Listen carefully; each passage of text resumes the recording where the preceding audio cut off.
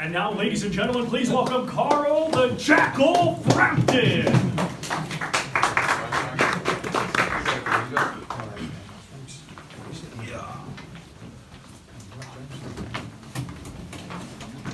Draw a line on the sand, I suppose, from 2017. Yeah, just a fight. You know, I needed a fight desperately after the bad year I had, and I feel like I've finished it off on a high.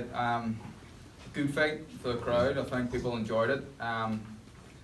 I was speaking to the boys initially after the fight. I'd done good things at times in the fight, done not so good things as well, and I got dragged into his fight.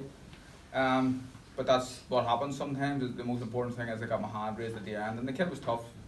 Got cut up and marked up, and I was trying different things. I was speaking to Jamie about it. I stayed on the ropes a wee bit too long sometimes. I was thinking we were trying in the gym, blocking a couple of shots, maybe after 2 or 3 blocks to start throwing, but I was letting him get a wee bit of momentum, and it looked like he was doing more than what he was. A few mistakes, but I'll rectify them in the next fight. Early on especially, like, you just couldn't miss that left hand. They were kind of bouncing off, he just kept walking through them. It was tough man.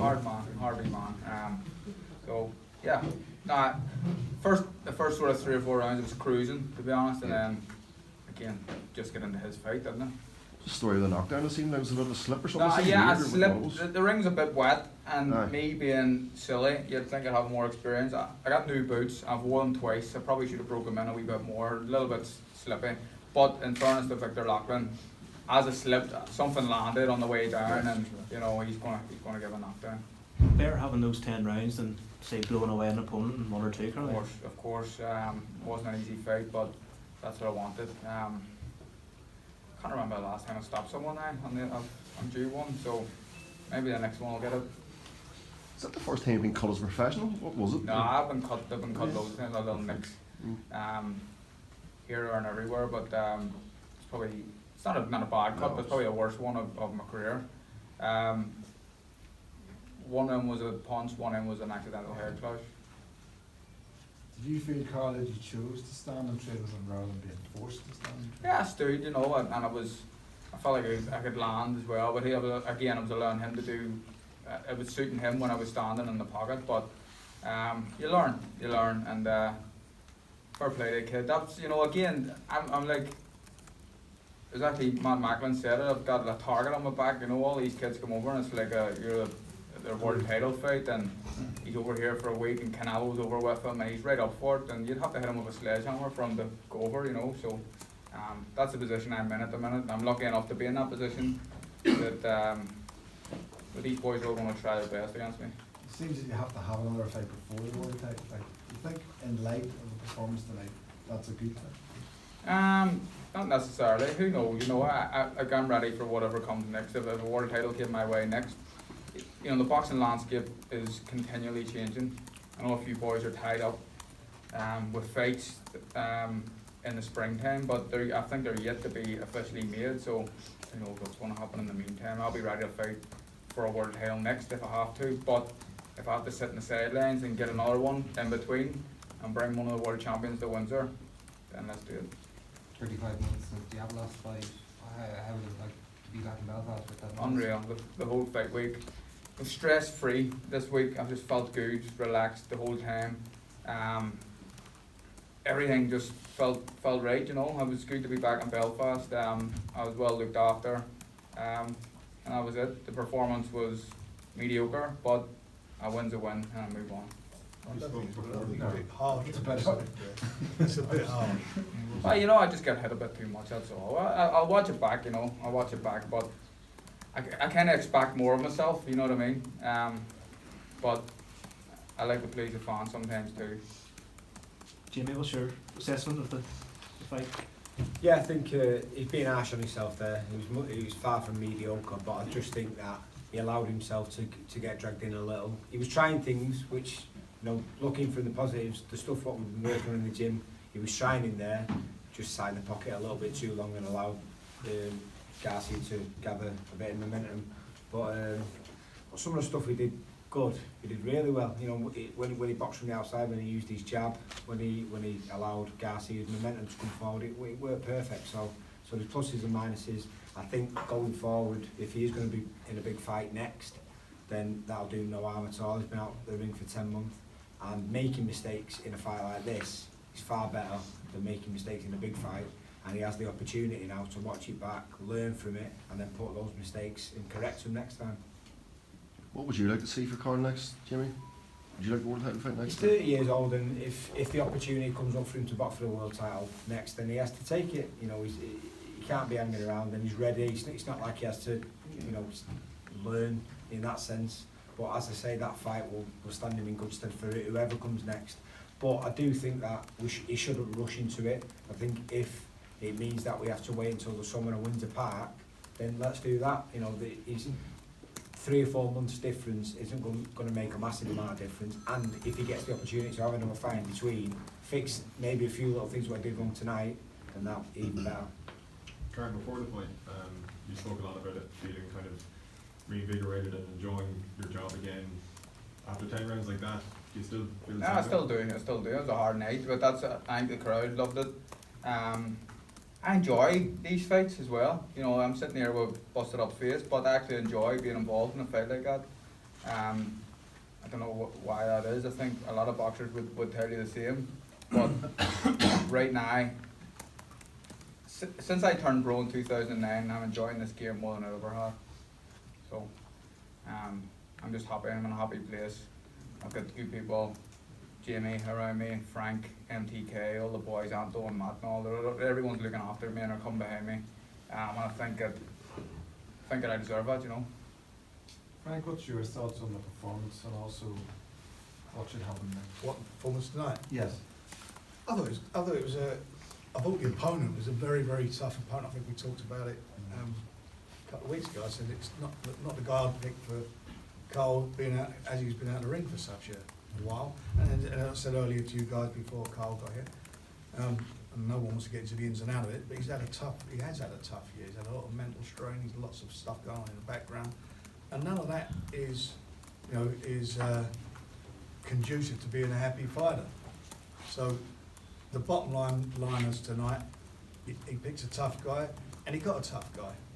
And I thought he handled it well. There was a couple of moments in the fights where I don't think he should have been trading with him, but that's the type of fighter he is. He's getting caught. He wants to hit the. He's getting caught with one. He wants to throw 3 back.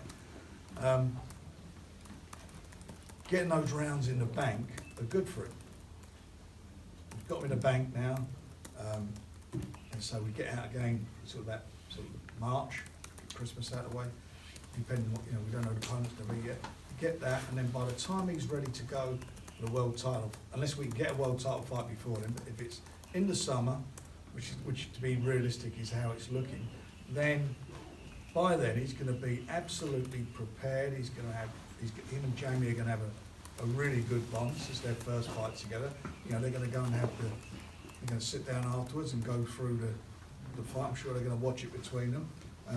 And that's all part of them bonding and getting themselves together. So, you know, it's not going to hurt to have another fight in between. And as I say, by the time he's ready to go, Carl, you know, he's got loads of miles on the clock still. And I think that he's got it in him to win a world title and defend it again. And nothing. I mean, you know, we've said, and it's part of what we agreed to do, was to give him the opportunity to win the world title in his hometown. And that's what we want to deliver. I mean, the fans are just great. These are great fans here. I mean, they love their boxing, they're knowledgeable, they're brilliant fans. And I should think for any boxer to have that sort of response from the audience, it doesn't get any better than that. And I think that also tonight, sort of in some ways, is one of the reasons he fought at times like he did, because of the fans. You don't want to disappoint them. You know, he could have made that easier. I think he could have made it easier than he could have done, but at the end of the day, he's got one of them, hasn't he? He's got a ticker and he wants to show that he shows the boss. There was a song at the start, before the fight actually started, that was the loudest I ever heard this place. Like they've always got my back, the fans. Frank mentioned the bird, and the rest of the boys on the bill, you know what I mean? I think credit to everyone for putting a great build together, but at a point there just before the fight, that was the noisiest I've ever heard this arena. When they were singing the Ulster Boys. Yeah, unreal. And sang Goosebumps helped me, and yeah, it was good. What about if World Boxing Super Series comes out for featherweights? Would that interest you? I think it's, yeah, I think there's been a lot of talk about it. It's something that I would be interested This in. is But the if you- series. yeah, They have to come to us for it, well, they're all with us. yeah. All of them. Somebody else. You know, Yeah, just give us a phone, call a couple of guys who are not in it, and we're ready to roll with it. We don't need no one else here, it's a one-stop shop. Right enough, if that was to happen, like when would it kind of begin? Would it be maybe next autumn or so? Well, or? you got, you'd have to take, well, you got a couple of world title fights that are happening, as Yeah. we mentioned earlier, so they're gonna have to get out of the way, because they can't get involved, but let's let Carl win one of the versions, and then the name of the game is to unify him, get back to where he's been, which, you know, when I'm not a boxer, but I think once you've been a unified champion, you've held all the belt, that's what you want, isn't it? Yeah, of course. That's what you want to be, Exactly. number one, you want to Yeah. be the best, and so many people sort of duck out of fights and so forth these days. He hasn't, and I'm sure that, you know, at the end of the day, that's where this is all going, that's the direction this is gonna go. You know, we as promoters want to unify it, we want to find out who's the best. And everyone's got an opinion who's the best. The only way you're gonna find out is if they fight each other. Carl, did you think the reducing sparring helped? Well, yeah, I went into the fight in the best shape that I've ever went into a fight. No niggles at all, no injuries. Like, going into that fight, you always get, I mean, the spar heavy, you always have little knocks and bumps here and there, but I went into that very fresh. I got either hit with a shot or my neck pushed back in about the third round, which annoyed me a little bit. But, you know, no excuses. I had a fantastic camp, and I think the next camp's going to be a very similar approach. Carl, you were probably warming up when your good friend Jimmy was fighting. If you had a chance to speak to him, or I haven't seen him yet. No, he was on obviously the fight before me, but I'll see him. I know, I'm sure he's disappointed, but without seeing the fight, I know Jamie Conlon can be very proud of himself because he's a hard man, and I've been telling everyone that for a long time. Disappointed for him, but Jimmy's a good guy and good family as well. So, you know, these things happen. He'll bounce back, obviously. Yeah, I hope so. It's up to him what he wants to do. I know his wife is just expecting a baby. I know that he's just bought a house as well, which is great, and is what a lot of boxers want out of this game. And whatever Jimmy decides to do in the future, I'm sure it's the right decision. For once, you get to enjoy a bit of a Christmas off then, for the first time in how long? Whatever's happened in my career, I turned pro in 2009, I've always seemed to be boxing the start of the new year, so this is the first time I'll have a Christmas off, and I'll do what I want. All the Christmases come at once.